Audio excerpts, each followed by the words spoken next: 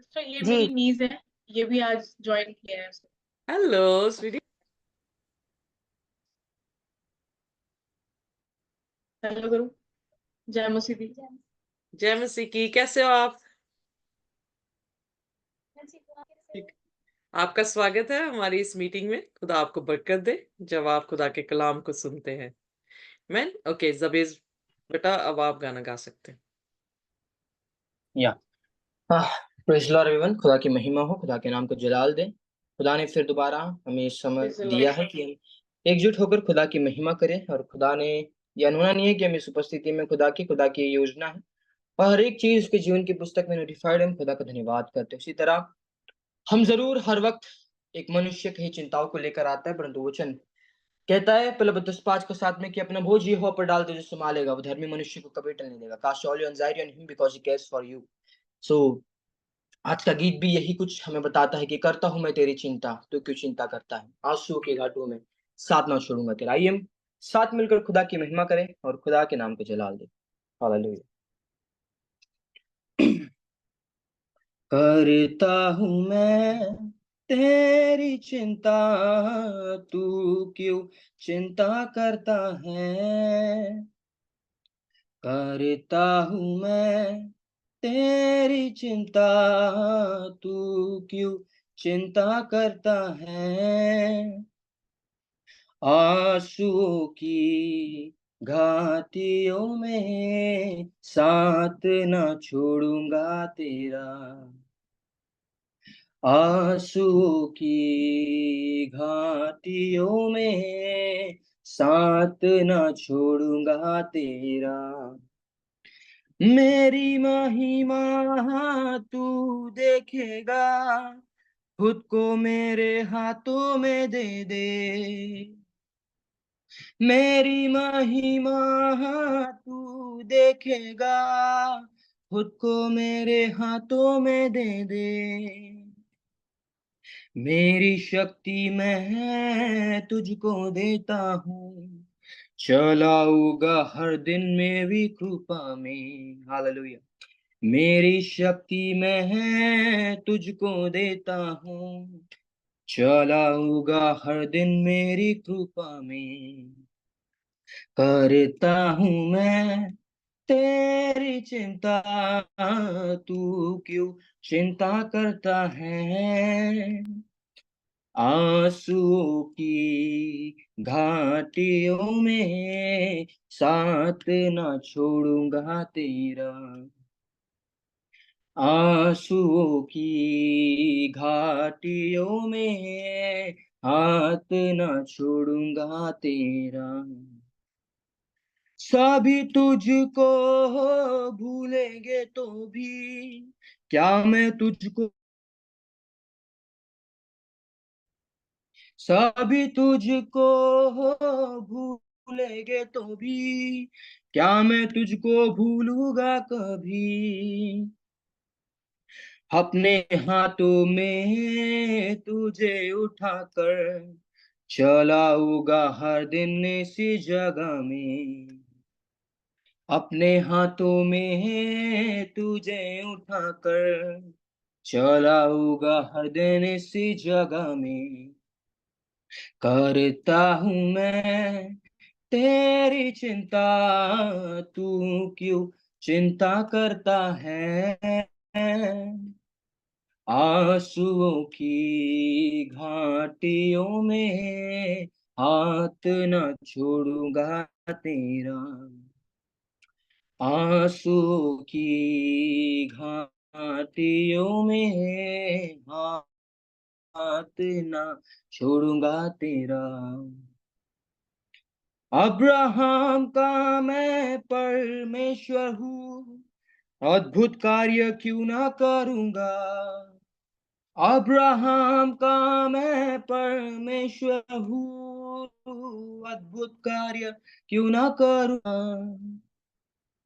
लाल सागर में रास्ता दिया, आज भी मैं करने के योग्य हूँ। लाल सागर में रास्ता दिया, आज भी मैं करने के योग्य हूँ। हालेलुया। करता हूँ मैं तेरी चिंता, तू क्यों चिंता करता है? Yes Lord.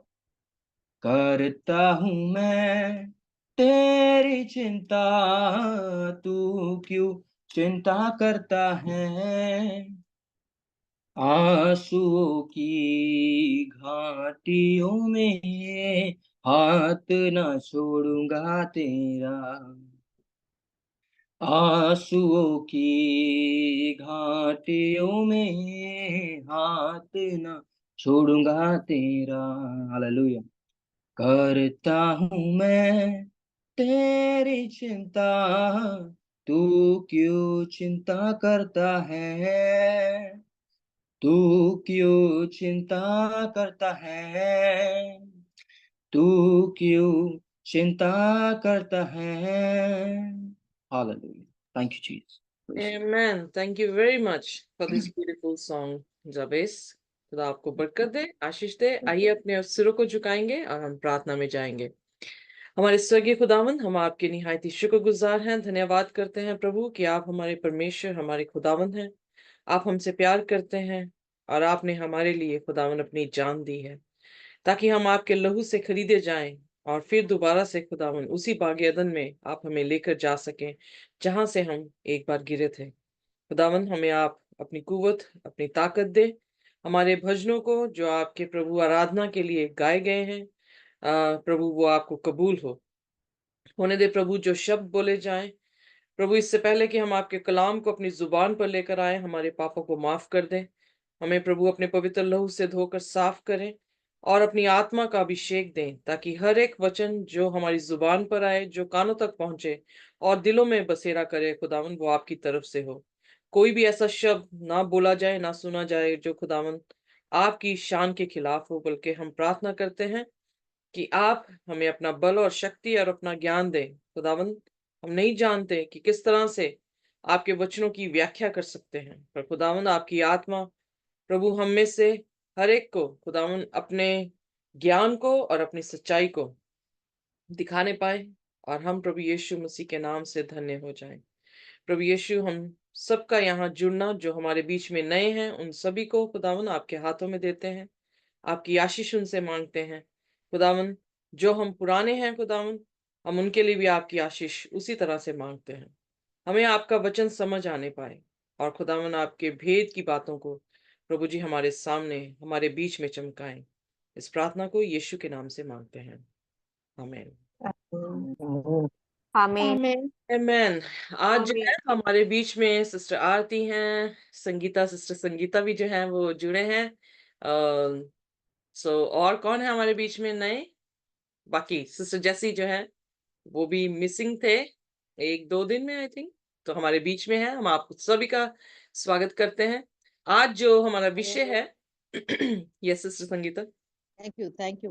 Praise the lord. Sorry, हम हिंदी में बोल रहे हैं, but coming soon I am thinking to do English class as well. So hopefully हमारी जो है वो इंग्लिश की क्लास भी जो है वो होनी शुरू हो जाएगी, अगर खुदा की मर्जी है। बाकी हमारी मर्जी नहीं, खुदा की मर्जी जो है वो पूरी हो। हमारा आज का विषय है हेल्प फायर। कितने लोग एक्साइटेड हैं इसके बारे में जानने के लिए कि आखिरकार नरक की आग। ओके, सिस्टर प्रविंदर जो है वो इस बात से बड़े एक्साइटेड हैं। और कोई? ओके, सिस्टर तारंग, सिस्टर आरती, वाह।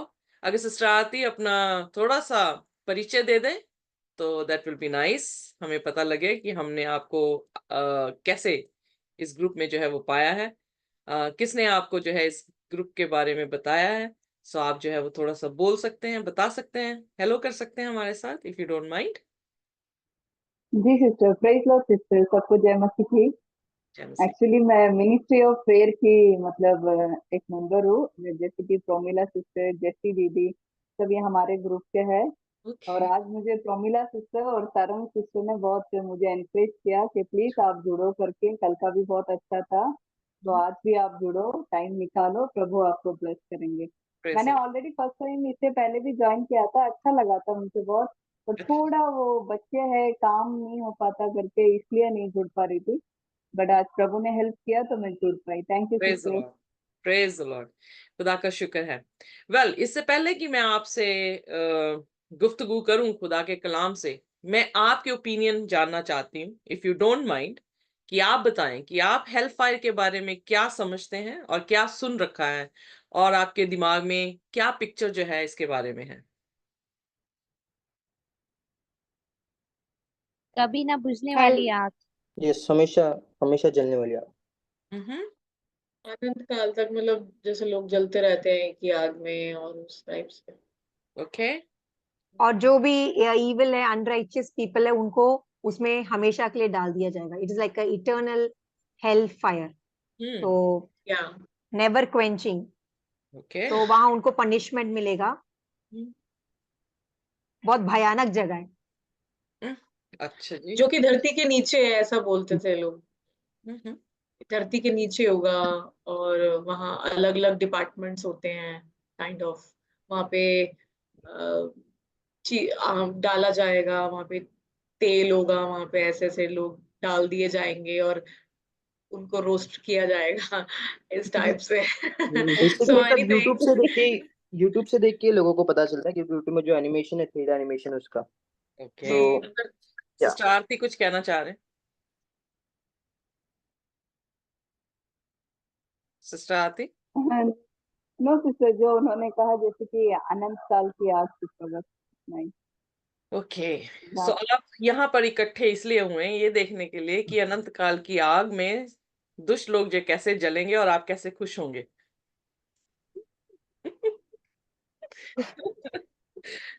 anyhow। परमेश्वर के आग के भी शोले हैं।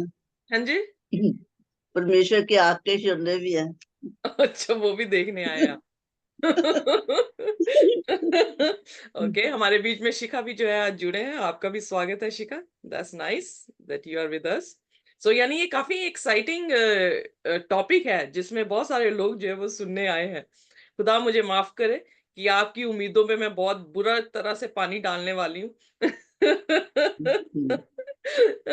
खुदा मुझे बल और शक्ति दे कि मैं खुदा के वचन को आपके सामने जो वो पेश कर सकूं। मेरे में ऐसी कोई कुव्वत नहीं है कि मैं खुदा के कलाम को सुनाऊंगा आपके सामने, but anyhow there is a good news for you, don't worry.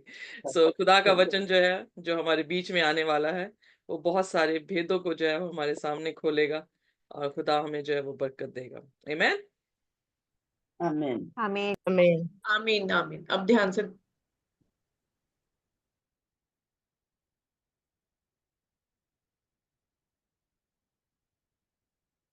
All right, can you see the screen?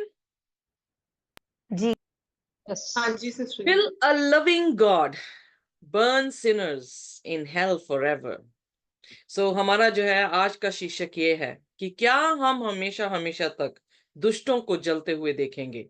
हम ही क्या खुदा इस बात से प्रसन्न होगा कि वो दुष्टों को जलते हुए देखे। Why would a loving God burn sinners in hell for millions of years? ऐसा क्यों कि परमेश्वर जो है वो दुष्टों को हजारों हजार लाखों साल जो है उन्हें जलता हुआ देखेंगे। जैसे आपने कहा कि आपने सुन रखा है, वैसे मैंने भी सुन रखा था कि खुदा जो है वो हमेशा हमेशा की आग में दुष्टों को जो है वो जलाता जाएगा, और इस तरह से होगा कि वो उठने की कोशिश करेंगे और उन्हें फिर जो है वो आग में जो है वो भेज दिया जाएगा कि नहीं, अभी तो सिर्फ शुरुआत है, आप जाकर और जलें। सो क्या परमेश्वर ऐसा परमेश्वर है जिसकी आप इबादत करते हैं? बहुत सारे लोग इस विश्वास को सुनकर, बहुत सारे लोगों ने जो है वो परमेश्वर को छोड़ दिया, ये जानते हुए कि ये कैसा परमेश्वर है जो परमेश्वर दुष्टों को इतनी बुरी तरह से, जिनको उसने सिरजा है उनको इतनी बुरी तरह से मौत देता है, या उनको सतावट जो है वो दे रहा है। पर बाइबल इसके बारे में क्या कहती है? बाइबल हेल के बारे में असल में क्या कहती है? आइए देखें कि बाइबल का वचन जो है इस हेल फायर के बारे में हमारे साथ क्या बातचीत करता है। सॉरी, एक पास्टर थे, उन्होंने जो है प्रकाशित वाक्य उसका 14 अध्याय और उसकी 11वीं आयत को जब पढ़ा तो उन्होंने कहा, the smoke of their torment shall ascend up forever in the sight of the blessed before their eyes. So उन्होंने जो है फिर इस आयत की व्याख्या इस तरह से की, this display of divine character and glory will be in favor of the redeemed. And most entertaining, well, मैं इंग्लिश में बता रही हूँ, अभी मैं हिंदी में अनुवाद करूंगी. And the highest pleasure to those who love God should the eternal torment and the fire be extinguished. It would, in a great measure, put an end to the happiness and the glory of the blessed. Samuel Hopkins, उनके page 457, 458 में जो है उन्होंने इस तरह से दर्ज किया है.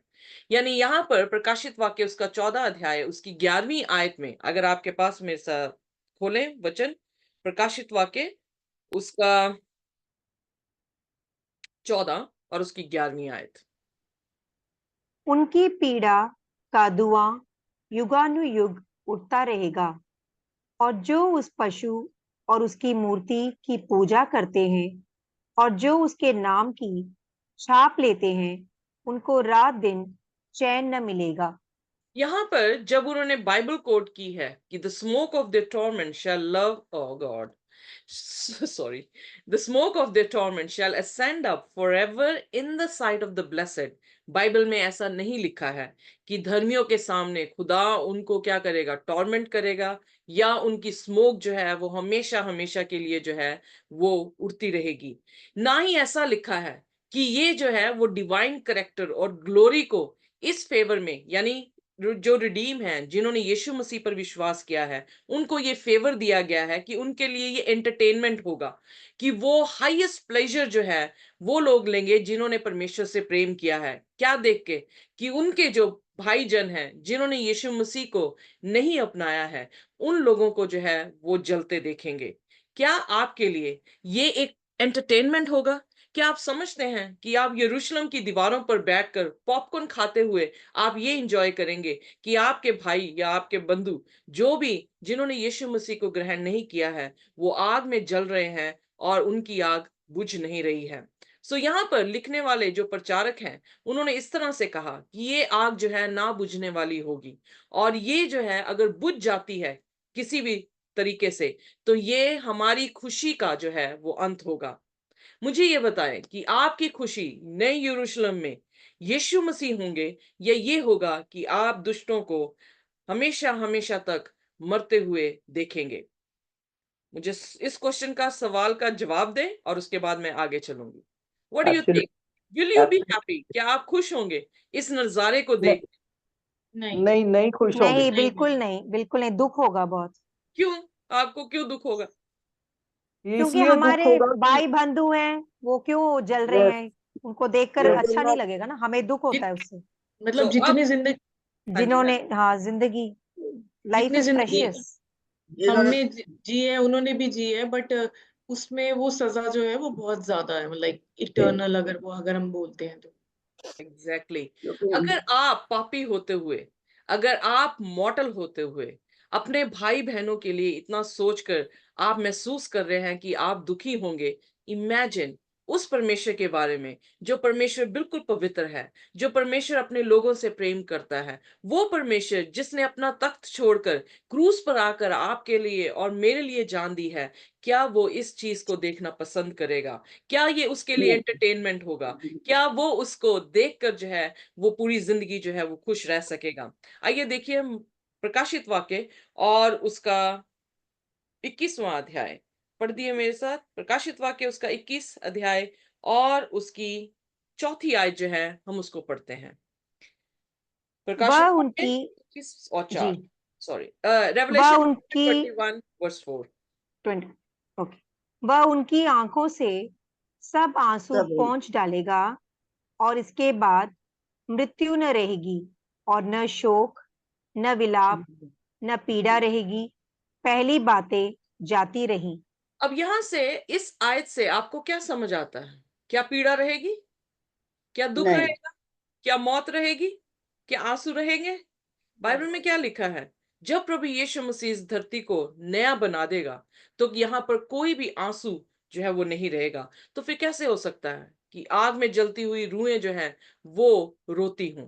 यहाँ पे लिखा है कोई भी ऐसा रोएगा नहीं, तो इसका मतलब आग में जलते हुए लोग नहीं होंगे क्योंकि वो रो नहीं रहे होंगे. यहाँ पे लिखा है उनमें कोई दुख नहीं होगा. फिर लिखा है कोई मौत नहीं होगी. फिर उसमें लिखा है कोई आंसू जो है वो नहीं होगा। सो कहने का अर्थ क्या है? ये शिक्षा अगर मैं एक्सेप्ट करती हूँ कि प्रभु यीशु मसीह जो दुष्ट लोग हैं उनको हमेशा हमेशा के लिए जलाते रहेंगे, तो फिर प्रश्न ये उठता है, क्या यीशु मसीह निर्दयी है? क्या यीशु मसीह इनजस्ट है? क्या यीशु मसीह ने जो है अपनी जो जजमेंट है वो गलत दी है? एग्जाम्पल के तौर से मैं आपके सामने लेकर आती हूँ, केन ने अगर एक मौत मतलब एक मर्डर किया है, तो फिर नेपोलियन ने जिसने बहुत सारे लोगों को मारा है, क्या वो दोनों एक जैसे जो है वो जजमेंट को लेंगे? क्या परमेश्वर यहां पर जो है वो अपनी जजमेंट बिल्कुल बराबर दे रहा है? खुदावंद यीशु मसीह के वचन में लिखा है कि खुदा अपने न्याय में क्या है? जस्ट है। वो अपना न्याय खराई से जो है वो करता है। और अगर उसका न्याय खराई से है, तो फिर कैसे हो सकता है कि एक इंसान जिसने एक खून किया हो वो उसी के मानिंद जले जिसने 1000 खून किए हों? सो अगर मैं ये कहती हूं कि इस समय बर्निंग फायर नहीं जल रही है, तो मैं तब भी कहती हूं कि परमेश्वर जस्ट नहीं है, क्योंकि परमेश्वर ने केन को, जिसने एक मर्डर किया, उसको भी वही जो है वो सजा दी जो कि वो नेपोलियन को देता है। आइए में ऐसा निकालिए प्रकाशित वाक्य उसका 22 और उसकी 12 आयत। प्रकाशित वाक्य उसका 22 और उसकी 12 आयत। देख, मैं शीघ्र आने वाला हूँ, और हर एक के काम के अनुसार बदला देने के लिए प्रतिफल मेरे पास है। तो यहाँ पर परमेश्वर हर एक को अपने काम के अनुसार प्रतिफल देने के लिए आता है। सो आर यू विद मी? अगर परमेश्वर हमारे कामों के अनुसार प्रतिफल देने के लिए आता है, तो इसका मतलब यह है कि किसी को कम और किसी को ज्यादा जो है वो सजा दी जाएगी। जिसने कम पाप किए हैं वो कम जो है वो सजा लेगा, जो ज्यादा पाप कर रहा है वो ज्यादा सजा जो है वो लेता है। सो ये सारा जो है वो क्या बन गया? कंफ्यूजन जो है वो क्रिएट होगी। बाइबल यहाँ पे यूं कहती है, हमने जो है वो पास्टर से इस तरह से जो है सुना है। सो इसलिए बहुत सारे पास्टर्स ये कहते हैं कि अगर हम उसकी हेल की जो है गरमाइश को देखें, तो हम ये देखेंगे कि अगर जमीन से सबसे ज्यादा गर्म चीज को भी हम हेल में डाल दें, तो वो भी एक जो है वो आइस बन जाती है। बाइबल में कहाँ लिखा है? Many preachers are confused on this subject. बहुत सारे प्रचारक जो हैं इस सब्जेक्ट में बहुत ही ज्यादा कंफ्यूज हैं। और इस सब्जेक्ट में हम अगर देखें तो इन्होंने जो है वो फॉल्सहुड जो है वो डाल दिया है, यानी पेगनिज्म यहाँ पर भी जो है वो डाला गया है। आइए में ऐसा निकालिए दूसरा पत्रस उसका 3 और उसका 9वां वचन। 2 Peter 3 chapter 9।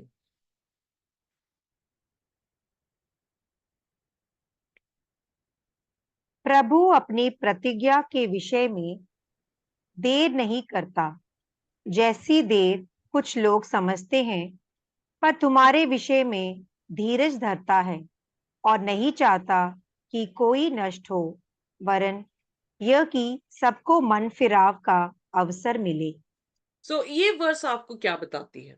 Late me just ask you, what do you think what this verse is telling to you? वो परमेश्वर प्रभु नहीं नहीं चाहते चाहता कि को भी कोई भी नाश हो। पेरिश हो। एग्जैक्टली। सो यहाँ पर परमेश्वर की जो व्हाट यू से जो एम है, जो गोल है, वो ये है कि कोई भी पेरिश ना हो। इसका मतलब क्या है कि कोई ना पेरिश हो? इसका मतलब ये कि वो किसी की मौत से खुश नहीं होता है। So God doesn't want to see anyone perish. खुदा किसी को देखना नहीं चाह रहा कि वो उस सेकंड डेथ को या हेल फायर को जो है वो जाके उसका हिस्सा बने। सो इसलिए वो देरी कर रहा है अपने आने की, ताकि हर जन को जो है वो क्या हो, तौबा का मौका मिल सके, और इंसान जो है वो परमेश्वर की तरफ मुड़कर अपने जीवन को जो है वो सुधार सके। Why would God destroy Sinners at all?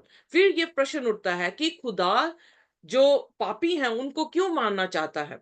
Well, आइए हम फिर उत्पत्ति में जाएंगे। वहां से देखेंगे कि परमेश्वर ने जब सृष्टि की रचना की, तो उसकी रचना में कोई भी ऐसी कमी नहीं थी जिसमें हम देखें कि वो बीमार पड़ सकते थे, या वो रोते होंगे, या वो पीड़ा में होंगे, या वो मर जाएंगे। पर बाइबल यूं बताती है कि जब उसने सृष्टि की रचना की तो सृष्टि बिल्कुल परफेक्ट थी, उसके प्यार को जो है वो दिखा रही थी, जब तक कि पाप जो है वो नहीं आया। सो इसलिए वो किसी को डिस्ट्रॉय करना उसका जो है स्वाभाविक जो है वो नेचर जो है वो नहीं है। आइए यशायाह उसकी 28 और उसकी 21 आयत को हम पढ़ेंगे कि खुदा डिस्ट्रक्शन को किस तरह से लेता है।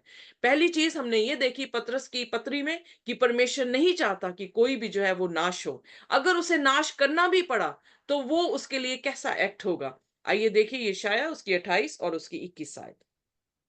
क्योंकि यहोवा ऐसा उठ खड़ा होगा जैसा वह पराजीम नामक पर्वत पर खड़ा हुआ और जैसा गिबोन की तराई में उसने क्रोध दिखाया था, वह अब फिर क्रोध दिखाएगा, जिससे वह अपना काम करे जो अचंभित काम है और वह कार्य करे जो अनोखा है। ओके, यहाँ पर जो इंग्लिश वर्ड है वो बहुत ही ब्यूटीफुल है। अनुवाद में इतना खूबसूरत जो है वो शब्द नहीं दिया गया। His strange act. स्ट्रेंज हम उस चीज को कहते हैं जो बेगानी चीज हो, या हम कह सकते हैं कि जिसके साथ हमारा कोई ताल्लुक ना हो या तारुफ ना हुआ हो जिस चीज के लिए। सो यानी खुदा जब डिस्ट्रक्शन करता है तो वो उसका एक्ट कैसा है, वो ऐसा एक्ट है जो उसकी नेचर के बिल्कुल अगेंस्ट है। अगर आप देखें क्या परमेश्वर धीरजवंत है कि नहीं? जी है। वो क्या दिखाता है कि उसकी नेचर में नहीं कि वो किसी को क्या करे, नाश करे। इसलिए वो क्या कर रहा है, उसकी नेचर में है कि वो आपको धीरज धीरज धरते हुए जो है आपके साथ जो है व्यवहार करता है। आपके साथ जो है वो व्यवहार मतलब वो आपके साथ बिहेव कर रहा है। ऐसा नहीं कर रहा कि आप पाप कर रहे हैं उसी टाइम जो है वो आपको क्या कर दे रहा है, नष्ट कर दे रहा है। नहीं, वो आपके लिए धीरज धरता है ताकि वो समय आए कि आप परमेश्वर की तरफ मुख मोड़े और आप अपनी पापों से जो है वो क्या कर ले, तौबा करें, और खुदावंद यीशु मसीह आपको जो है वो क्षमा कर दे। सो जब खुदा ने सृष्टि की रचना की तो उसने ये प्लान नहीं बनाया था कि मैं इस सृष्टि को क्या करूंगा, नष्ट करूंगा। जब उसने इस सृष्टि की रचना की तो इस सृष्टि को बहुत खूबसूरत उसने जो है वो बनाया था। हर चीज में जो थी वो पवित्रताई थी, हर चीज में जो है खूबसूरती थी, हर चीज जो थी वो बिल्कुल मुकम्मल थी। कोई कमी उसमें जो है वो नहीं थी। उनके शरीर भी जो थे मजबूत थे, कोई पीड़ा नहीं थी, कोई सिकनेस थी, कोई डिजीज नहीं थी, कोई डेथ नहीं थी, जब तक कि पाप इस धरती पर नहीं आया। इसलिए रोमियो उसका 6 और उसकी 23 आयत इस तरह से बताती है, for the wages of sin is death. रोमियो 6 उसकी 23 आयत कृपा करके पढ़ दे। Romans chapter 6 verse 23। क्योंकि पाप की मजदूरी तो मृत्यु है, परंतु परमेश्वर का वरदान हमारे प्रभु मसीह यीशु में अनंत जीवन है। तो इसका मतलब जब इन्होंने पाप किया तो पाप की मजदूरी इन पर क्या आई, मौत जो है वो लागू हुई। पर खुदा ने इमरजेंसी प्लान जो है वो क्या दिया, इमरजेंसी प्लान ये था कि यीशु मसीह हमारे लिए हमारे बिहाफ पर जो है उस मौत को ग्रहण करेगा जो पाप की मजदूरी क्या थी, मौत थी। और उस मौत को लेकर वो अपनी जिंदगी हमारे साथ जो है वो क्या करेगा, तब्दील कर देगा। इसीलिए यूहन्ना 3 उसकी 16 आयत जो कि बहुत मशहूर है, John chapter 3 verse 16 says, for God so love the world, बोलने सभी कि परमेश्वर ने जगत से ऐसा प्रेम किया तब प्रेम कि किया उसने कि अपना उसने एक अपना लौता इकलौता पुत्र दे पुत्र दिया। दे दिया क्योंकि ताकि जो परमेश्वर ने पर जगत ईमान से कर बचता ऐसा है प्रेम वो नाश रखा ना हो कि बल्कि उसने हमेशा की होल्ड ऑन अपना जिंदगी होल्ड पाए। ऑन इकलौता। होल्ड ऑन होल्ड ऑन, पढ़ना है, इकट्ठे पढ़ेंगे।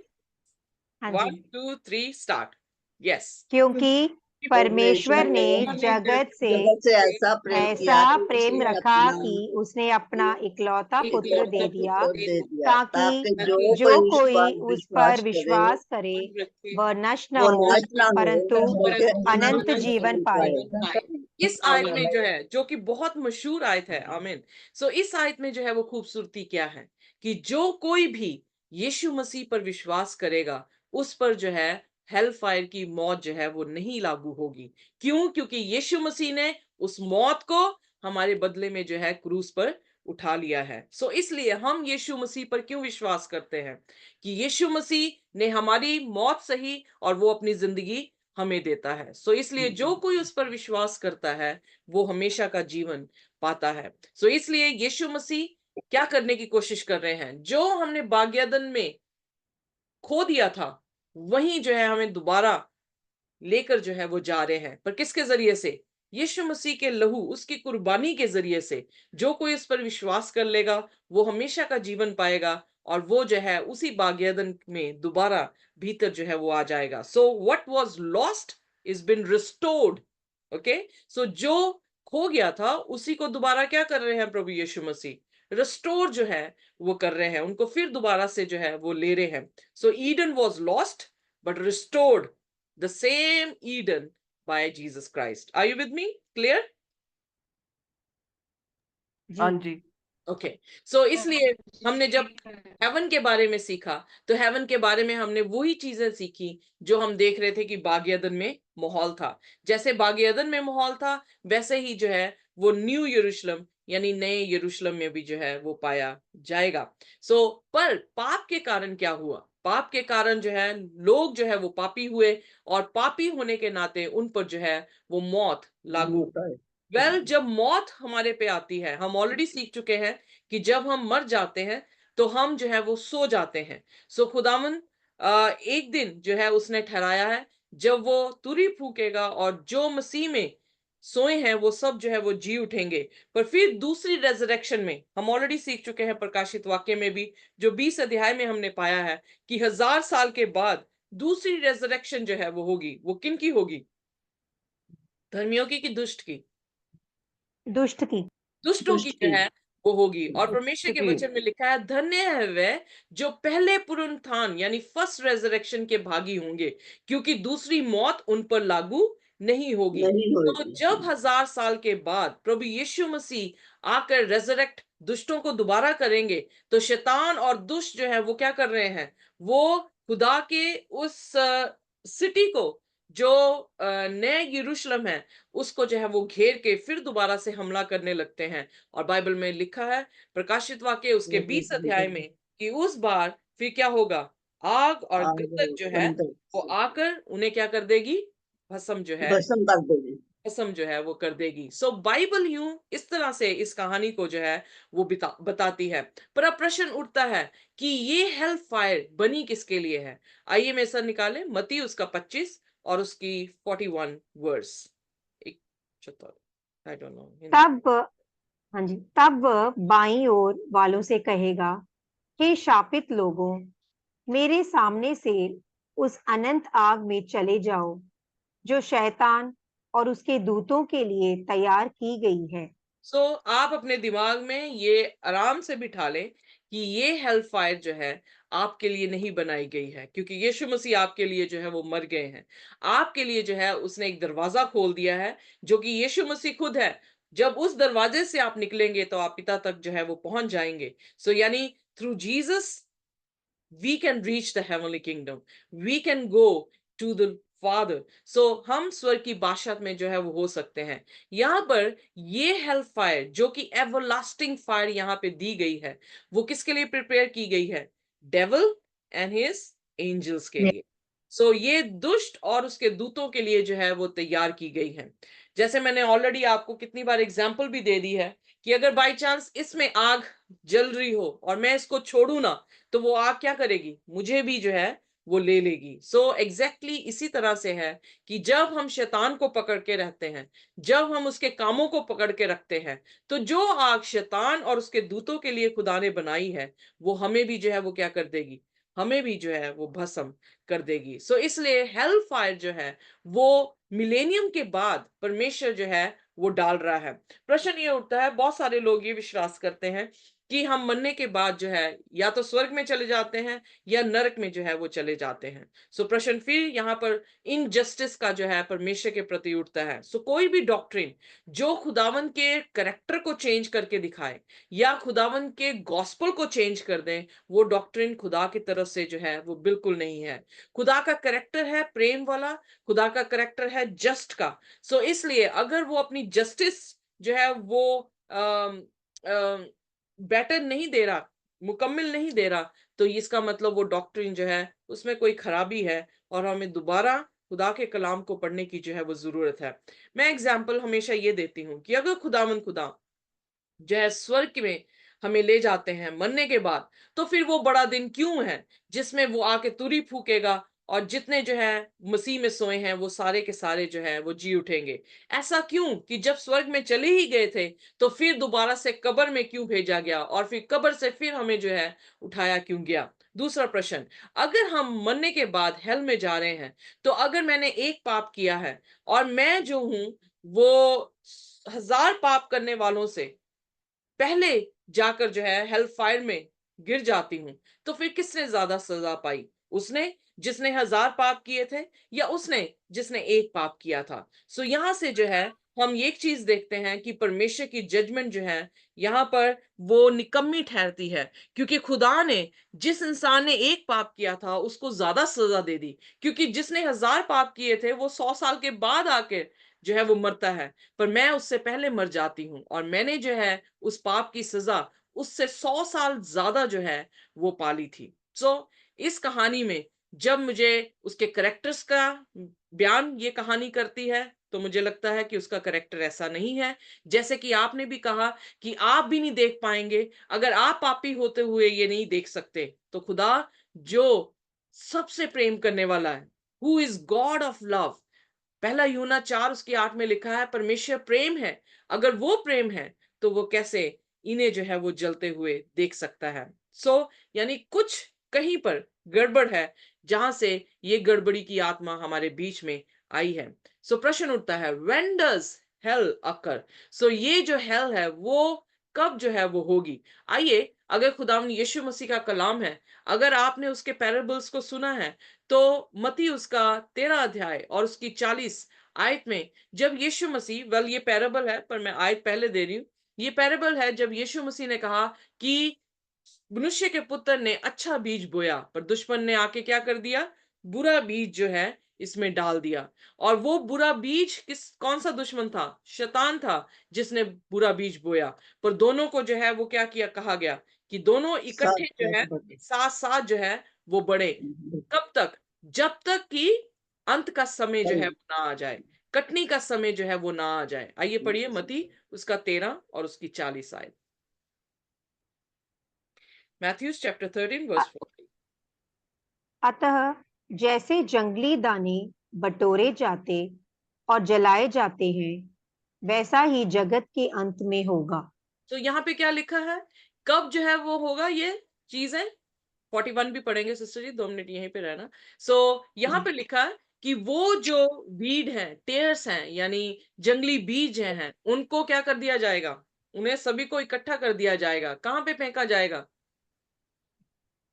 आग में। बर्निंग फायर में। फायर में या आग में उसे फेंका जाएगा। वैसे ही क्या होगा? अंत के दिनों में दिनों में होगा। इसका मतलब हेल फायर इस समय जो है वो नहीं जल रही है। इसका मतलब हेल फायर जो है वो रिजर्व कर दी गई है किस टाइम के लिए? अंत के समय के अंत लिए, के समय यानी के लिए। कटनी के समय के लिए। हमने ऑलरेडी प्रकाशित वाक्य उसका 19 अध्याय जब पढ़ा था तो प्रभु यीशु मसीह सफेद घोड़े में जब सवार होकर आ रहे हैं तो वहां उनके हाथों में क्या है? इवन एंजल्स के हाथों में क्या है? हसुआ है, यानी सिकल है। वो सिकल क्या दिखाता है? कटनी के समय को जो है वो दिखाता है। परमेश्वर ने दुष्ट को और जो धर्मी है उन दोनों को जो है इकट्ठे बढ़ने का समय दिया है और वो अपने अपने फलों में पकेंगे। जब वो अपने अपने फलों में आ जाएंगे तो कटनी का समय जो है वो यहाँ पर बिल्कुल जो है वो लिखा गया है। आइए 13 की 41 भी पढ़ दें। मनुष्य का पुत्र अपने स्वर्गदूतों को भेजेगा और वे उसके राज्य में से सब ठोकर के कारणों को और कुकर्म करने वालों को इकट्ठा करेंगे और उन्हें आग के कुंड में डालेंगे, जहां रोना और दांत पीसना होगा। अब प्रश्न ये उठता है, क्या यीशु मसीह आ चुके हैं? क्या यीशु मसीह जो है अपने धर्मियों को स्वर्ग की बादशाहत में ले गए हैं? यस और नो?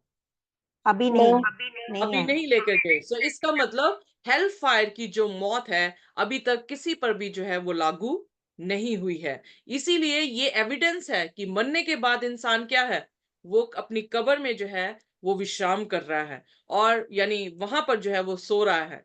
एक दिन जो ठहराया है परमेश्वर ने, उस दिन क्या होगा? उस दिन हर इंसान जो अच्छे हैं वो हमेशा की जिंदगी के लिए जी उठेंगे, जो बुरे हैं वो हमेशा के कंडमनेशन के लिए जो है वो जी उठेंगे। सो एग्जैक्टली यहाँ पर जब प्रभु यीशु मसीह दृष्टांत कह रहे हैं, तो मुझे आप ये प्रश्न का जवाब दें, क्या यीशु का कहना आप मानना चाहेंगे कि नहीं मानना चाहेंगे?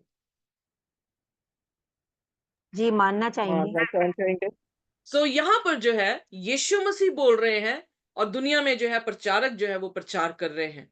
अगर मैं प्रचारकों को सुनूं तो मैं ये देखती हूँ कि खुदा का गॉस्पल बिल्कुल जो है वो करप्ट कर दिया गया, खुदा की इमेज जो है वो बिल्कुल खत्म जो है वो कर दी गई। पर जब मैं यीशु मसीह को पढ़ती हूँ तो मुझे ये लगता है कि यीशु मसीह प्रेम वाला परमेश्वर है। जब वो हेल फायर में भी डाल रहा है, वो भी उसमें भी जो है उसके प्रेम को जो है मैं देख सकती हूँ। सो इसलिए धीरज धरे रहें और इस स्टडी को जो है वो आगे पढ़ते रहें, बिल्कुल जाए मत। और आप देखेंगे कि खुदा की जजमेंट में भी खुदा का प्रेम जो है वो है देखने को मिलेगा, खुदा की जजमेंट में भी उसकी जस्ट जजमेंट जो है वो देखने को मिलेगी। सो धरती जो है, परमेश्वर जो है, जब हमने प्रकाशित वाक्य पढ़ा 20 अध्याय, तो हमने देखा उसके बाद 21वें अध्याय में जो है वो नई दुनिया, नई आसमान और नए आकाश का जिक्र जो है परमेश्वर कर रहा है। पर इससे पहले नया आकाश और नई पृथ्वी बने, परमेश्वर ने क्या किया, इस धरती को हेल फायर के साथ क्या किया, प्यूरिफाई किया, इसको जो है वो पाक और साफ किया।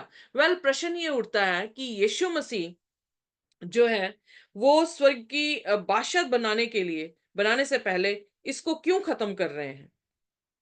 Y, what do you think? क्यों, क्या मतलब, क्यों आग से जो है वो खत्म किया जा रहा है? क्योंकि शैतान फिर से ना आए ना लोगों को परेशान करने।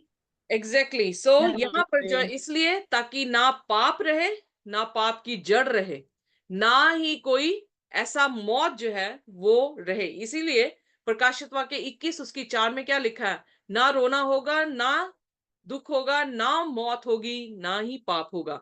यानी अगर मौत नहीं है तो इसका मतलब पाप भी नहीं है, क्योंकि पाप की मजदूरी क्या है, मौत है। सो परमेश्वर उसको पूर्ण तौर से जो है वो खत्म कर देगा। आइए देखिए दूसरा पत्रस उसका दूसरा अध्याय और उसका 9वां वचन एक बार फिर पढ़ेंगे।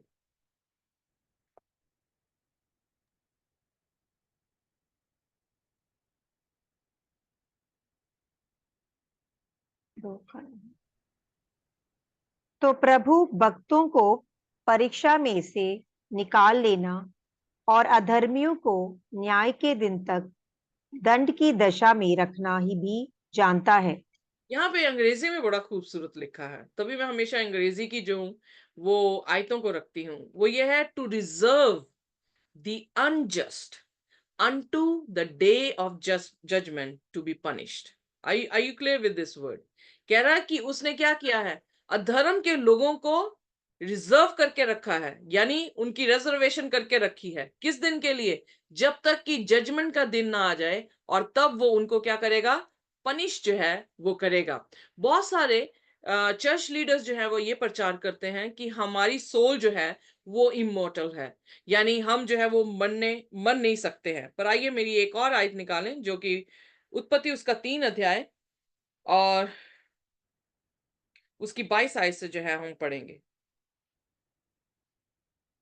फिर यहोवा परमेश्वर ने कहा, मनुष्य भले बुरे का ज्ञान पाकर हम में से एक के समान हो गया है, इसलिए अब ऐसा न हो कि वह हाथ बढ़ाकर जीवन के वृक्ष का फल भी तोड़ के खा ले और सदा जीवित रहे। तो यहाँ पर परमेश्वर ने क्या कहा कि हम में से एक जैसा जो है हो गया है। जो शैतान था, क्या वो आसमानी सेनाओं में से एक था कि नहीं था? जी था। और उसके फरिश्तों में से एक था कि नहीं था?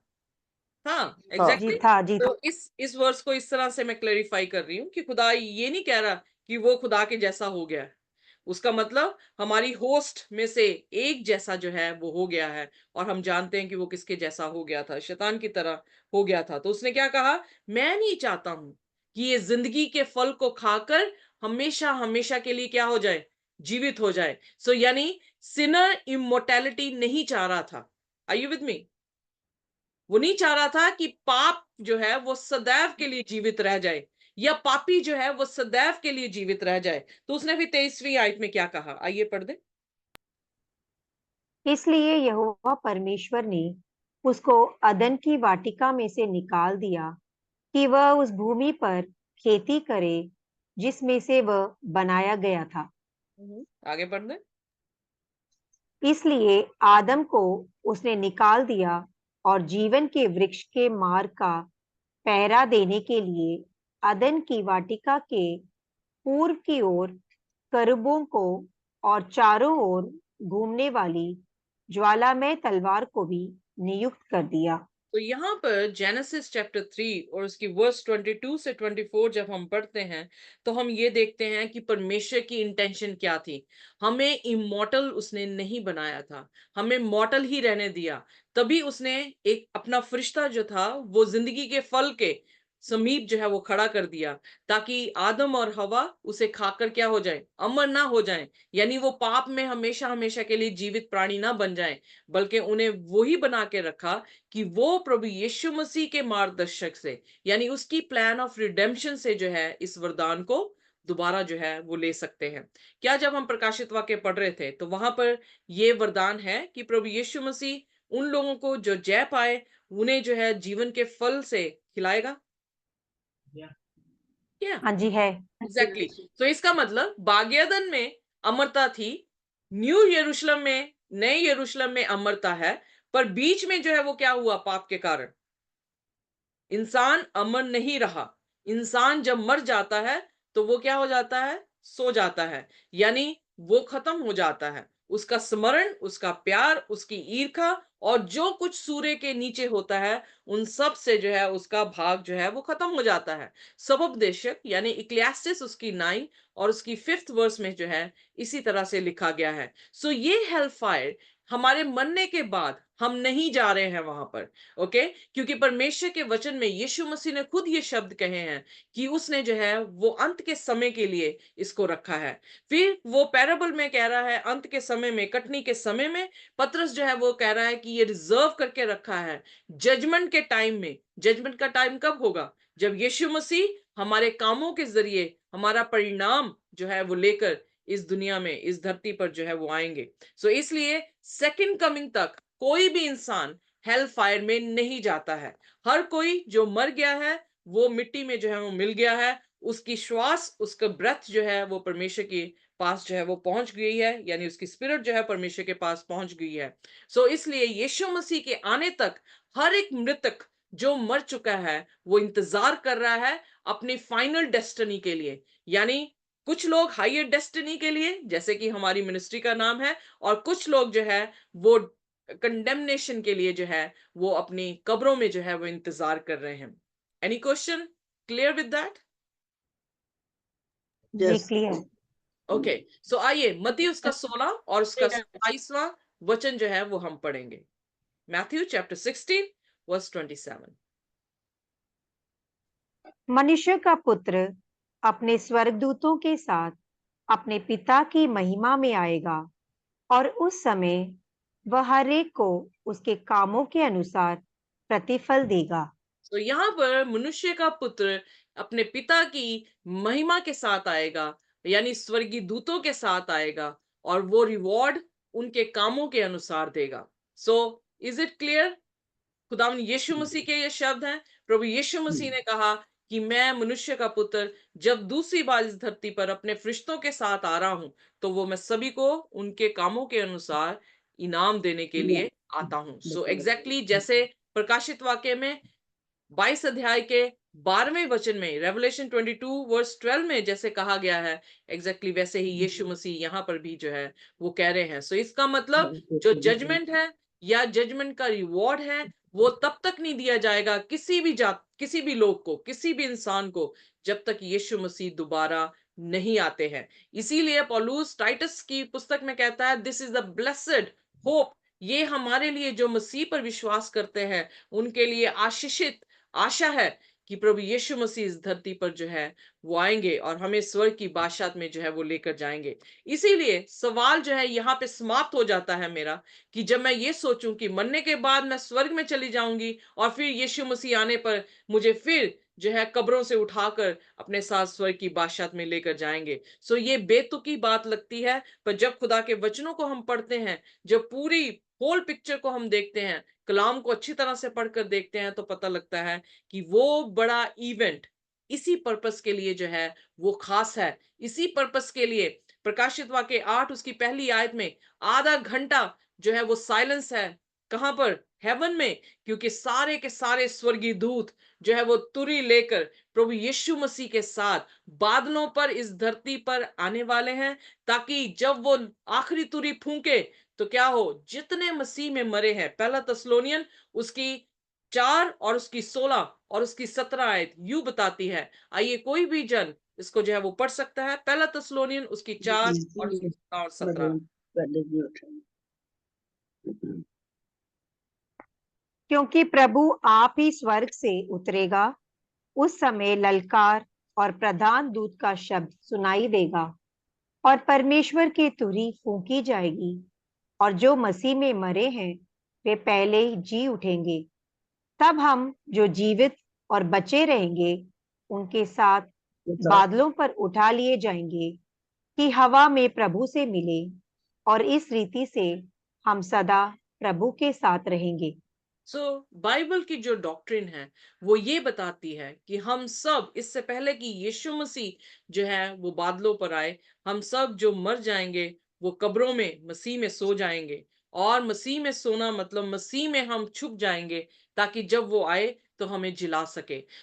इसीलिए खुदा के वचन में जब दानियल की पुस्तक हम पढ़ते हैं, तो दानियल की पुस्तक उसके 12 उसके 13वें वचन में इस तरह से लिखा है दानियल को, कि दानियल तू भी जाकर अपने कब्र में क्या कर, आराम कर, और अंत के दिनों तक जो है तू आराम कर, और उसके बाद मैं तुझे रिवॉर्ड जो हूं वो दूंगा। अगर आपने निकाल दिया है आप पढ़ सकते हैं जी। दानियल उसका 12 और उसकी 13वीं आयत। अब तू जाकर अंत तक ठहरा रहे, और तू विश्राम करता रहेगा, और उन दिनों के अंत में तू अपनी निज बाग पर खड़ा होगा। यहाँ पर अगर दानियल को परमेश्वर कह रहा है कि तू अपनी कब्र पर विश्राम करता रहेगा, तो हम क्या दानियल से बड़े हैं जो उससे पहले स्वर्ग की बादशाह में जो है मरने के बाद प्रवेश करेंगे। इसलिए बाइबल जब हम अच्छी तरह से पढ़ें, तो ये बाइबल हमें बताती है कि हम उस दिन की इंतजार करेंगे अपने कब्रों में भी, जिस दिन प्रभु यीशु मसीह अपने लाखों लाख फरिश्तों के साथ आएगा, तुरी फूंकेगा, हमें जिलाएगा और हमें स्वर्ग की बादशाह में जो है वो लेकर जाएगा। ये फिर कंफ्यूजन कहां से आई? ये कंफ्यूजन जो है वो मिडीवियल ईयर्स में, जो मिडीवियल टाइम पीरियड है, यानी डार्क एजेस के टाइम पर जो है ये कंफ्यूजन जो है हमारे बीच में आई। But let me explain the Bible first. जब हमने मिलेनियम की स्टडी की थी, यानी प्रकाशित वाक्य 20 अध्याय की स्टडी की थी, तो हमने वहां पर फर्स्ट रेजरेक्शन के बारे में पढ़ा, और फिर 1000 साल के बाद सेकंड रेजरेक्शन के बारे में पढ़ा था, अगर आपको याद हो। इस दौरान मैं आपको आयतें नहीं दे रही, पर आपको सिर्फ सिखा रही हूं। फर्स्ट रेजरेक्शन यीशु मसीह की पहली आमद के लिए थी। सेकंड रेजरेक्शन 1000 साल के बाद जो है दुष्टों की गई है, ताकि वो सेकंड डेथ के जो है वो भागी बन जाए। यूहन्ना उसकी 5 उसकी 28 आयत में इस तरह से लिखा है कि एक दिन खुदा ने बनाया है जबकि ग्रेव्स में वो मेरी आवाज को, यानी उसकी आवाज को जो है वो सुनेंगे। आइए जॉन चैप्टर 5 वर्स 28 जो है वो पढ़ेंगे। Do not Marvel at this, for the hour is coming in which all who are in graves will hear his voice। यहां पर यीशु मसीह जो है वो शब्द कह रहे हैं कि अचंबा मत करना। पढ़ दे मेरे साथ हिंदी में प्लीज। हाँ जी। इससे अचंबा मत करो, क्योंकि वह समय आता है कि जितने कब्रों में हैं वे उसका शब्द सुनकर निकल आएंगे। यहां पर प्रभु यीशु मसीह क्या कह रहे हैं कि जब उसका शब्द सुनेंगे, उसकी कमिंग होगी, तब ग्रेव्स में से लोग जो हैं उसकी आवाज को सुनकर क्या होंगे, निकल आएंगे।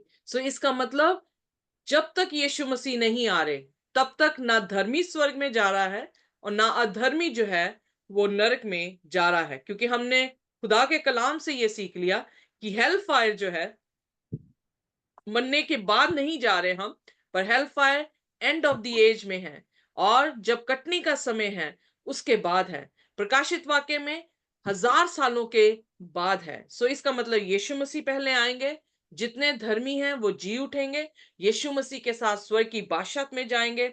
1000 सालों के लिए खुदा के साथ वो न्याय करेंगे, और 1000 साल के बाद जितने दुष्ट हैं, जो उसकी उज्जवल ज्योति से मर चुके थे, जो उसके आने से अर्थक्वेक में मर चुके थे, वो सब जो है उत्पत्ति से लेकर अंतिम तक सब जो है वो जिलाए जाएंगे। और फिर उनकी फितरत दोबारा एक प्रूफ देगी सभी धर्मी लोगों को कि वो अपनी फितरत से जो है वो बदले नहीं, वो अपने फलों में पके होंगे। और फिर जो है खुदा की इस होली सिटी पर जो है वो कंपास करेंगे, यानी उसे घेर लेंगे, तो आग और गंधक से परमेश्वर जो है उन्हें वहां पर खत्म कर देगा। This point is clear? Any question? Clear. Clear, lovely. So यहां पर जो है उसकी 29th यूहन्ना 5 और उसकी 29th वर्स को जो है हम देखेंगे। जिन्होंने भलाई की है वे जीवन के पुनरुत्थान के लिए जी उठेंगे, और जिन्होंने बुराई की है वे दंड के पुनरुत्थान के लिए जी उठेंगे। तो दो तरह की रेजरेक्शन यहाँ पर जो है वो कही गई है। हम ऑलरेडी सीख चुके हैं कि फर्स्ट रेजरेक्शन यीशु मसीह की सेकंड कमिंग के लिए है, कमे पे है। सेकंड रेजरेक्शन जो है जब होली सिटी डिसेंड करेगी 1000 साल के बाद, तब जो है वो सेकंड रेजरेक्शन जो होगी। और उस दौरान जो है खुदावंद यीशु मसीह आग और गंधक से सारी दुष्टों को, शैतान को और उसके दूतों को कंप्लीटली जो है वो डिस्ट्रॉय कर देंगे। So how complete is the destruction of the wicket? फिर प्रश्न उठता है कितना कंप्लीटली खुदावन इनको जो है वो खत्म करेगा। मती की अंजील उसकी 25 उसकी 46 वर्स, आइए मैं सब पढ़ दे। Matthew chapter 25 verse 46। और ये अनंत दंड भोगेंगे, परंतु धर्मी अनंत जीवन में प्रवेश करेंगे। यहां पर जो है वो शब्द आया है, प्रभु यीशु मसीह ने कहा है कि these will go away. English जिनको अच्छी तरह से आती है वो इंग्लिश को समझे। These will go away into everlasting punishment. यहां पर एवरलास्टिंग पनिशिंग नहीं कहा गया कि जो हम कहें कि कंटिन्यूस टेंस चल रहा है। आर यू विद मी जो इंग्लिश जानते हैं?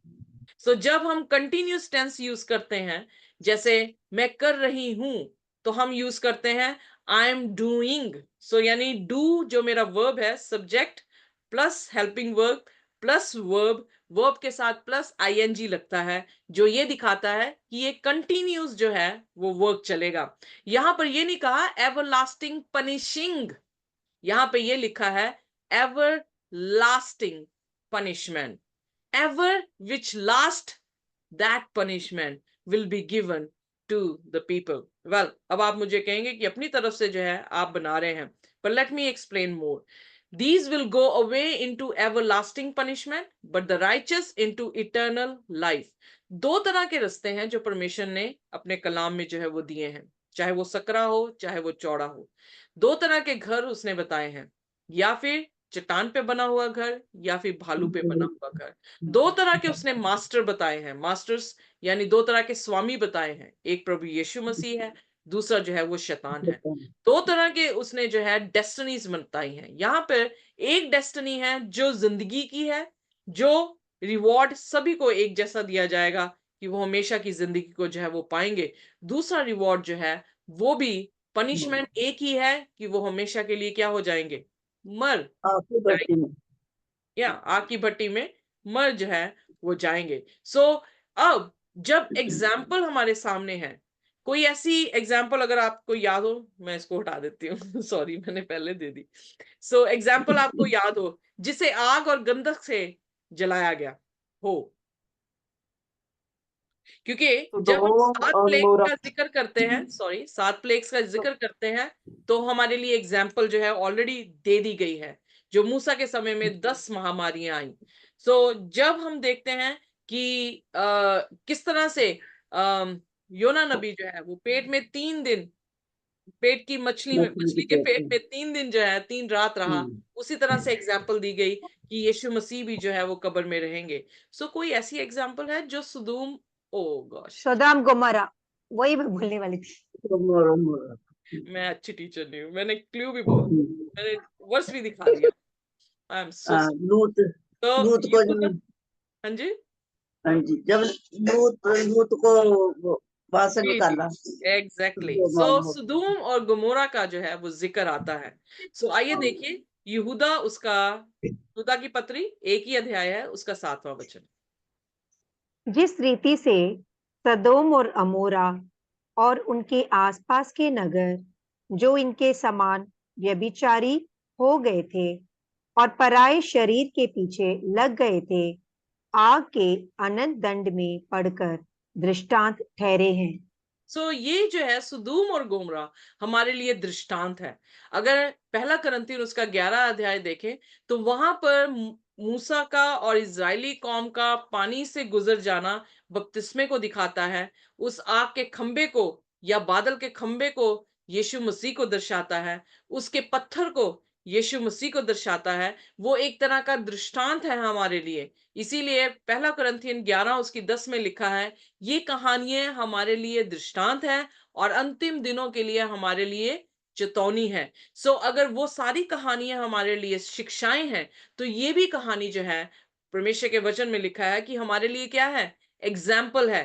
किस चीज की एग्जाम्पल है? Suffering the vengeance of eternal fire, जो कि हमेशा हमेशा तक जलने वाली फायर की जो है वो उदाहरण है। अब मुझे ये प्रश्न का उत्तर दें, क्या सुदूम और गोमोरा अभी भी जल रहे हैं? नहीं, नहीं। नहीं जल रहे हैं। पर वो क्या, उनका अस्तित्व आज है या नहीं है? है। बिल्कुल भी नहीं है। नहीं है। सिर्फ ये है कि वो एग्जाम्पल के तौर में है कि उनका अस्तित्व बिल्कुल खुदा ने खत्म कर दिया। वो खारे समुद्र के में जैसे हैं, वो राख की तरह जो है वो बन गए हैं। वहां पर भी इटर्नल फायर आई थी, पर इटर्नल फायर ने क्या किया, उनको बिल्कुल उनका वजूद जो है वो खत्म कर दिया। क्या उनके शहरों का वजूद खत्म हो गया कि नहीं हुआ? जी, खत्म हो गया। खत्म हो गया।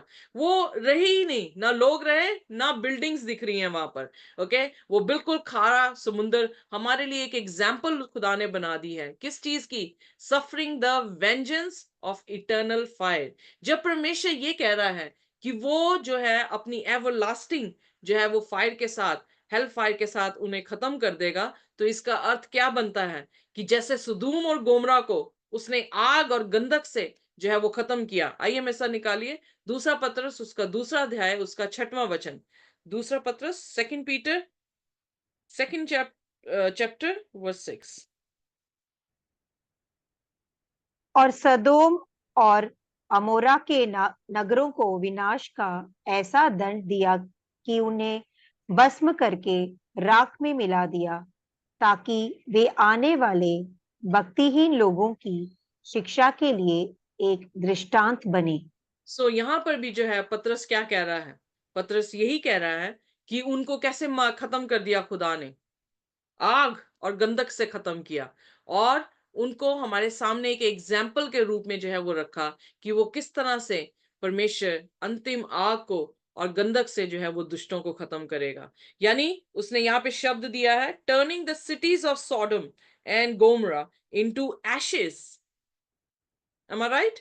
आपकी बाइबल में भी यही लिखा है कि उन्हें राख बना दिया गया। जी, या सो यहाँ पर परमेश्वर के वचन में लिखा है कि वो आग और गंधक ने जब तक अपना पर्पस पूरा नहीं किया तब तक वो जले, और उसके बाद उसका पर्पस जब फुलफिल हो गया, जब वो राख बन गए, तो क्या हुआ, आग जो है वो खत्म हो गई। क्लियर? Yes, clear. सो इसलिए जब सुदूम और गोमरा में खुदा के फरिश्ते यीशु मसीह खुद आते हैं, तो वो लूत को हाथ से पकड़कर जो है वो क्या कहते हैं कि इस शहर से जो तू निकल जा, और कहा कि पीछे मुड़कर मत देखना। नहीं देखना। यही यही आदेश दिया था। हाँ जी, हाँ क्योंकि जी, हाँ किसने जी। पीछे मुड़कर देखा था? उसकी पत्नी लोथ ने, की लूत की वाइफ ने। पत्नी ने। Exactly Lot's wife. अगर परमेश्वर ये कह रहा है, टू बी तो ऑनेस्ट, आप अगर परमेश्वर ने ये कहा है डोंट लुक बैक, और जिसने देखा जैसे उसके वचन थे कि उसी टाइम नमक का खंबा बन गई, तो खुदा के वचन सीरियसली लेने की जरूरत है, लाइटली लेने की जरूरत नहीं है। जब खुदा ने कह दिया है कि वो ये करने वाला है, तो यकीन जाने वो किसी का पक्षपात नहीं करेगा। जो तौबा करके प्रभु यीशु मसीह के वचनों पर विश्वास करके अपने आप को दृढ़ करेंगे, वो लोग बचाए जाएंगे। पर जो मजाक इन द मिडल रोड में रहने की कोशिश करेंगे, जो सोचेंगे कि इसको भी प्रसन्न कर लिया जाए, उसको भी प्रसन्न कर लिया जाए, वो लोग स्वर्ग की बादशाहत में नहीं होंगे। खुदा ने पहले ही कह दिया था कि तुम पीछे मुड़ के मत देखना। मैं नहीं जानती कि लूत की औरत ने क्यों पीछे मुड़ के देखा। शायद जो आवाज आई होगी उसको देखने को मुड़ी हो, या उसके घर जो उसका प्राइड होगा वो खत्म हो रहा हो, सो इस कंसर्न से वो मुड़ी हो, या उसके जो सन इन लॉज जो थे, शायद वो उनसे ज्यादा प्यार करती हो और उन लोगों ने जो है वो नकार दिया कि हम नहीं इस शहर को छोड़ के जाएंगे, उनके कारणवश जो है वो मुड़ के देखी हो। पर जैसे ही उसने देखा, जिस भी इंटेंशन से उसने देखा, पर जब उसने खुदा के हुक्म की नाफरमानी की, तो परमेश्वर ने जो कहा था वैसा ही किया, और लूत की औरत जो है उसी समय नमक का खंबा जो है वो बनकर वहीं पे खड़ी रह गई। सो बाइबल के वचन में जो कुछ खुदा ने कहा है उसे हमें सीरियसली लेने की जरूरत है। परमेश्वर उन सभी को जो पशु की छाप लेंगे, पशु की मूर्त की पूजा करेंगे, उसके लिए बाइबल में लिखा, जो हमने ऑलरेडी पढ़ दिया है प्रकाशित वाक्य 14 उसकी 11 आयत में, कि उन लोगों को जो है वो नरक की आग में जो है वो फेंक देगा। सो इसलिए दूसरा पत्र उसका 2 और 6 में उसे कहा गया है कि वो एशिश जो है वो बना दिए गए, उनको राख कर दिया गया, उनका कुछ नहीं जो है वजूद रहा। वही एग्जाम्पल उन सभी अनगॉडली यानी अधर्मी लोगों के लिए जो है एक उदाहरण है कि परमेश्वर उनके साथ भी ऐसा ही जो है वो करेगा, कि वो ने आग से खत्म कर देगा, और वो आग तब तक जलेगी जब तक वो अपना पर्पस जो है वो पूरा नहीं कर देती। सो इसलिए बिहोल्ड द आइए मैं सर मलाकी की पुस्तक उसका 4था अध्याय उसकी पहली आयत से जो है हम पढ़ेंगे। मलाकी की पुस्तक उसका 4 मलाकी चैप्टर 4 वर्स 1 ऑनवर्ड्स। क्योंकि देखो, वह धधकते बट्टे का सा दिन आता है, जब सब अभिमानी और सब दुराचारी लोग अनाज की खूंटी बन जाएंगे, और उस आने वाले दिन में वे ऐसे भस्म हो जाएंगे कि उनका पता तक नहीं रहेगा। सेनाओं के यहोवा का यही वचन है। आगे भी पढ़ दे। परंतु तुम्हारे लिए जो मेरे नाम का भय मानते हो, धर्म का सूर्य उदय होगा, और उसकी किरणों के द्वारा तुम चंगे हो जाओगे, और तुम निकलकर पाले हुए बछड़ों के समान कूदोगे और फांदोगे। तब तुम दुष्टों को लताड़ डालोगे, अर्थात मेरे उस ठहराए हुए दिन में वे तुम्हारे पांवों के नीचे की राख बन जाएंगे। सेनाओं के यहोवा का यही वचन है। सो यहाँ पर परमेश्वर जो है बड़ी खूबसूरती से 2 लोगों की डिफरेंट डेस्टिनी को जो है एक्सप्लेन कर रहा है। एक वो लोग हैं जो अधर्मी हैं, जिन्होंने परमेश्वर के ऊपर विश्वास नहीं किया, उसके कलाम के अनुसार अपने काम नहीं किए। बेशक हम अनुग्रह से बचाए जाते हैं, पर हमारे कर्म डिसाइड करते हैं कि हमने वो अनुग्रह लिया है या नहीं लिया है। सो इसलिए हमारे काम खुदा के हुक्मों के अनुसार होने जो है वो बहुत जरूरी हैं। सो यहाँ पर वो मलाकी की पुस्तक उसका 4 उसकी पहली आयत में लिखता है, देखो वो दिन आता है। सो यानी अभी दिन आया नहीं है, वो दिन आएगा जब क्या होगा कि अवन की तरह जो है वो भट्टी जो है वो जलेगी, और उसमें कौन जा रहा है? ऑल द प्राउड, जिन्होंने घमंड किया है। यस, ऑल हु डू विकेडली, जिन्होंने जो है दुष्टता परमेश्वर की नजरों में जो है वो की है। The day which is coming shall burn them up. और बाइबल में क्या लिखा है कि वो क्या हो जाएंगे? वो जल जाएंगे, यानी they will be burn up. वो जो है जल के भस्म हो जाएंगे, खत्म हो जाएंगे, डिस्ट्रॉय हो जाएंगे। और फिर बाइबल में लिखा है that will leave them neither root nor branch. So ना ही उनकी जड़ दिखेगी, ना ही उनका क्या, उनका तना जो है वो दिखेगा। सो कहने का अर्थ है जड़ से खुदावन उनको क्या कर देगा? आग से भस्म कर देगा। यानी ना पाप रहेगा, ना पाप के कोई रिजल्ट जो है वो रहेंगे। जिसने पाप करवाया है इस धरती से, ना वो रहेगा, और ना ही पापी जो है इस धरती पर रहेंगे। पर तीसरी आयत में क्या लिखा है, वो हमारे पाँव के क्या बन जाएंगे, राख जो है वो बन जाएंगे। सो जब भी कभी किसी चीज को आप आग लगाते हैं, अगर आप उसे ना बुझाएं तो क्या आग जलती रहती है, कि तब तक जलती है जब तक कि वो कागज जो है वो राख ना बन जाए। एग्जैक्टली ऐसे ही होता है। ऐसे ही होता है जब कैंप फायर आप लगाते हैं, कैंप फायर में जब आग लगती है तो क्या आग जो है आज तक जलती जा रही है, कि तब तक जलती है जब तक कि वो सारी जो लकड़ियां आपने डाली हैं वो राख ना बन जाए। यस, जब तक राख ना बन जाए। सो अगर आप दुष्ट होकर भी आपकी आग में जो है वो हमेशा की ये नहीं है कि मिलियंस ट्रिलियंस ईयर्स जो है वो आग जलती है, वो भी अपनी आग अपना कार्य करके क्या कर देती है, खत्म हो जाती है, क्वेंच्ड हो जाती है। सो जो परमेश्वर है वो कैसे कर सकता है कि दुष्टों को ट्रिलियन ईयर्स तक जो है वो बर्न करे, और हम जो है पॉपकॉर्न्स खाते हुए उनको बर्न होते हुए जो है वो देख के मजा करें। नहीं, गॉड इज लव। परमेश्वर जो है वो प्रेम वाला परमेश्वर है। परमेश्वर नहीं चाहता कि कोई भी जो है वो नाश हो, इसीलिए उसने अपने आप को खत्म करके क्रूस पर जो है वो आकर अपनी जान दी है और हमारे लिए जो है वो खत्म हुआ है।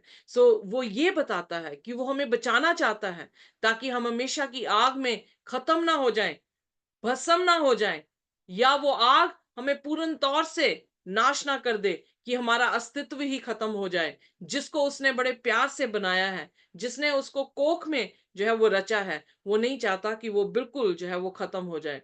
बट ये पाप जो है उसे ये स्ट्रेंज एक्ट है उसके लिए कि वो अपनी जजमेंट दे, कि वो लोगों को जो है वो नाश करे। वो इसलिए नाश कर रहा है ताकि उसके लोगों के बीच में दोबारा से ना आंसू आए, ना पीड़ा हो, ना पाप हो, ना मृत्यु हो, और ना ही कोई दुख हो सके। अब मुझे बताएं, जब ये सारी चीजें आप सुन रहे हैं तो आपको क्या लग रहा है कि परमेश्वर जस्ट है कि नहीं जस्ट है? जस्ट है। एक जन को लगा यस, जस्ट सिस्टर जी। तो लगा जी से जिसका मुझे नहीं सुन रहा। He is the just God. He is a just God. या या सो अगर हम उस डॉक्ट्रिन्स को जाएं जो डॉक्ट्रिन्स ये बताती हैं कि हम हमेशा हमेशा तक जलते रहेंगे, मरने के बाद हम जो है वो आग की झील में जो है वो डाल दिए जाते हैं, तो वहां पर हमें खुदा जस्ट नजर नहीं आता है। इसलिए क्योंकि वो डॉक्ट्रिन ग्रीक मिथोलॉजी के ऊपर जो है वो बनी है, प्लेटो के ऊपर बनी हुई है, जो उनका देवता था, जो ये दिखाता था कि वो हेड्स यानी हेल का जो है वो यू नो हेल को चलाने वाला जो है वो राजा है। सो जिस तरह से आप देखते हैं कि पिक्चर जो है शैतान की किस तरह से दी जाती है कि उसके दो सींग है, उसकी लंबी पूंछ जो है वो पड़ी है, वो बहुत अगली है, पर बाइबल उसे अगली नहीं दिखाती है, बाइबल उसे बहुत खूबसूरत दिखाती है। सो इस दौरान से जब हम मिथोलॉजी यानी पेगनिज्म को चर्च में आते हुए देखे थे, प्रकाशित वाक्य उसकी 7 कलीसियाओं के बीच में, जब मार्टिन लूथर ने पहली बार 95 थीसिस जो थे रोमन कैथोलिक चर्च के विरोध में उनके दरवाजे पे जो है वो नेल किए थे, उनमें से एक डॉक्ट्रिन ये थी कि वो ये विश्वास करते थे, जो हमारे फर्स्ट रिफॉर्मर्स थे, कि जो हेल है वो हमेशा हमेशा के लिए नहीं जलेगा।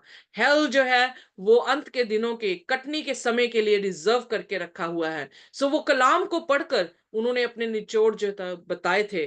पर अफसोस की बात कि जैसे मैंने पहले भी कहा कि अगर आज मार्टिन लूथर को जीवित किया जाए, यीशु मसीह जीवित करे, तो वो क्या कहेगा, क्या अफसोस करेगा कि जिस जगह से मैं इनको निकाल कर लाया था, आज उसी जगह में फिर क्रिश्चियन वर्ल्ड वहीं पर जो है वो टिका हुआ है। सो परमेश्वर के कलाम के अनुसार हेल फायर जो है हमेशा हमेशा तक नहीं जलने वाली।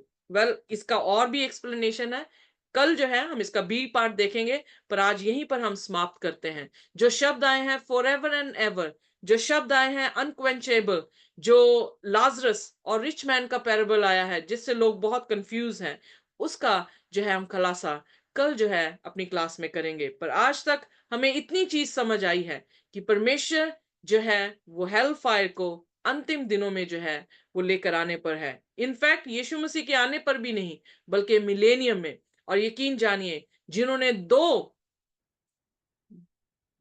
दो जन्म लिए हैं वो एक मृत्यु को देखेंगे, पर जिन्होंने एक जन्म लिया है वो दो मृत्यु के भागी होंगे। Are you with me? Did you get me? समझ आई?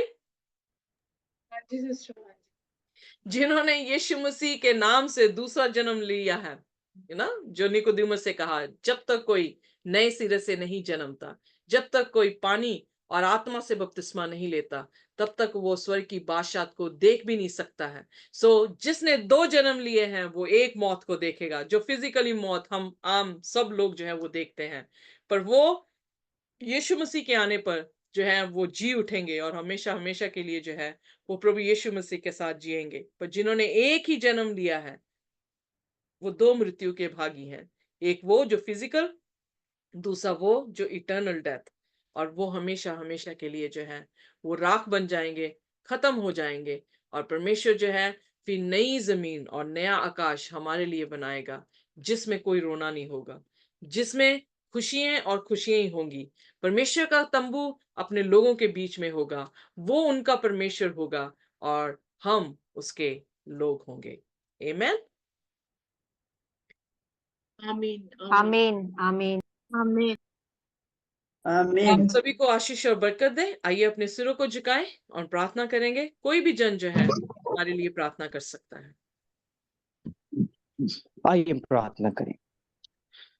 Hallelujah hallelujah. सेनाओं के यहोवा पाक परमेश्वर पिता, खुदावंद यीशु मसीह, आपको जलाल देते, आपकी स्तुति करते, आपकी प्रशंसा करते, आपके नाम को मुबारक कहते। खुदावंद आप अबद काल तक एक से रहने वाले परमेश्वर हैं। खुदा आपका धन्यवाद करते हैं। खुदावंद यीशु मसीह, आज वो दिन है जो यहोवा ने बनाया, हम इसमें मगन आंधी तो मिट नहीं गए, क्योंकि यहोवा की माँ को न का फल है, क्योंकि उसके दे हमारे प्रति भोर बने होते थे, तेरे सच्चाई मान है। ये मेरे मन यहोवा को धनी के, और जो कुछ मुझ में वो उसके पिता नाम को धनी के। मेरे मन यहोवा को धनी के, उसे किसी पुकार का नाम मिला। खुदावंद बाप, आज हमारा मन जरूर खुदावंद बाप, हम गलत खुदावंद बाप टीचिंग्स में थे, गलत बातों में थे परमेश्वर, परंतु आज तूने हमें सत्य का मार्ग दिखाया, और वही वचन कहता है तुम सत्य को जानेंगे और सत्य तुम्हें स्वतंत्र करेगा। खुदावंद यीशु, हम खुदा सत्य को जान रहे हैं। खुदा तू हमारा अगुवा है, हमारा इस्तेमाल तू कर रहा है, हम तेरा धन्यवाद करते हैं। खुदा, जितने लोग अभी भी इससे अनजान है, जो अभी भी खुदावंद बाप गलत मिथोलॉजी, गलत मिथ्स पे जा रहे खुदावंद बाप, उन्हें खुदावंद बाप जो ट्रूथ है खुदावंद बाप, उसकी ओर तू ले आने में हमारी मदद कर। खुदा, जरूर हम जानते खुदा उनकी भी आंखें खुलेगी, जो भी संसार के देवता हैं उनकी आंखों में पर्दे लगाए रखे, जिससे वो तेरे कलाम को नहीं समझ पाते। खुदा, वह पर्दे को तू अपनी योजना अनुसार खोलने जा रहा है, क्योंकि तेरा खुदा लैटरल रेन का समय वो शीघ्र है। खुदा, हम जानते हैं खुदा, खुदावन जिस तरह खुदा तूने बच्चों को खुदा सभी को चुना कि खुदा भविष्यवाणी करी जाए, और खुदावन बाप दर्शन और स्वप्न देखी जाए। खुदावन बाप वचन कहता है, क्योंकि लिखा और अंत के दिनों में ऐसा हो कि मैं अपना आत्मा सब लोगों पर उड़ेलूगा, और तुम्हारे बेटे बेटियां भविष्यवाणी करेगी, और तुम्हारे जवान दर्शन देखेंगे, पुराने स्वप्न। खुदावंद बाप, यही कार्य आज पूरा हो रहा है, हम तेरा धन्यवाद करते हैं। खुदावंद यीशु, जितने लोग अभी भी अनजाने खुदा, हम तुझसे मांगते खुदा कि हमारा बचाया जाना तो जरूर खुदावंद बाप, हम प्रार्थना में है कि हम बचाए जाए खुदा, और हम तुझ पे विश्वास करते, परंतु हम ये भी प्रार्थना करते कि जो अनेक आत्मा अभी भी अनजाने खुदा, वो तेरे कलाम को जाने और वो भी बचाया जाए। खुदावंद, जरूर तू शीघ्र आने वाला है खुदा, और तू धीरज इसलिए धरता है कि हर एक आत्मा बचाए जाए। खुदावन, you are not slow to fulfil your promise, but you are patience lord. आप पेशेंट है खुदावन बाप, हम आपका धन्यवाद करते हैं। शीघ्र आप आ रहे हैं, हम आपका कलाम और फैलाए कि और आत्मा बचाई जाए और आपके राज्य में जोड़ दी जाए। खुदा, फिर दोबारा सिस्टर को आप ब्लेस करे परमेश्वर, क्योंकि खुदा आपका आत्मा होकर बोला है खुदा, और जो भी बातें हमें समझिए परमेश्वर, आज वो हमें सत्य के मार्ग पर दौड़ा रही है, ले जा रही है खुदा, आपका धन्यवाद। और हम इसी को सत्य जान कर कह सकते कि हमने हमारी दौड़ को पूरी की खुदा, और सत्य के वचन से भर राज्य के लिए चला। सिस्टर को ब्लेस कर, घराने को ब्लेस कर, जब और बाइबल स्टडी लेते हैं घर में, और उन्हें अगुवाई कर तेरे राज्य के लिए बढ़ा। हम सबों को खुदा और तेरे राज्य के लिए चला, ताकि हम और सत्य के मार्ग में चलकर और सत्यता से तेरी महिमा करने पाए। सारी महिमा तुझको देते हुए इस दो को यीशु मसीह के नाम में मांगते हैं, and we all believers will say amen. Amen. Amen. Thank you very आमीन much. God bless you all. आमीन। आप सभी को आशीष और बरकत दे, अपनी शांति दे। आमीन। You be graced by him.